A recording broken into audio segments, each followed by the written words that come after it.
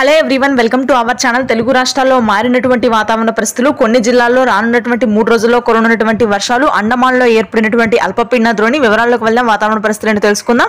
వాటన్నింటికంటే ముందు మీరు ఇంకా మన ఛానల్ కనుక సబ్స్క్రైబ్ చేయనట్లయితే వెంటనే సబ్స్క్రైబ్ చేయండి. అండమాన్లో ఏర్పడినటువంటి అల్పపీడనం నేరుగా తమిళనాడు మీదుగా రాయలసీమ, అదేవిధంగా దక్షిణ ప్రాంతాల్లో తెలుగు రాష్ట్రాల్లో విస్తరించడం వల్ల మోస్తరు నుంచి భారీ వర్షాలు నమోదవుతాయని వాతావరణ కేంద్రం వెల్లడించింది.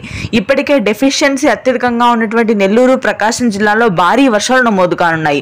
3 రోజుల పాటు అంటే అక్టోబర్ మొదటి వారం చివరి భాగంలో అత్యధికంగా వర్షాలు పెరిగే అవకాశం ఉంది.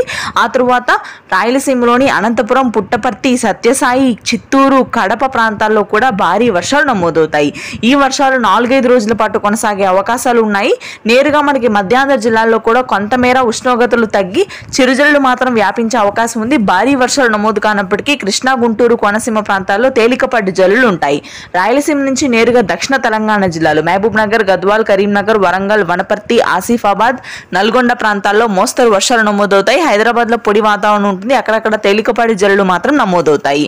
ఇక ఉత్తరాంధ్ర, ఉత్తర తెలంగాణ జిల్లాల్లో పొడి వాతావరణమే కొనసాగుతుంది. Thanks for watching this video.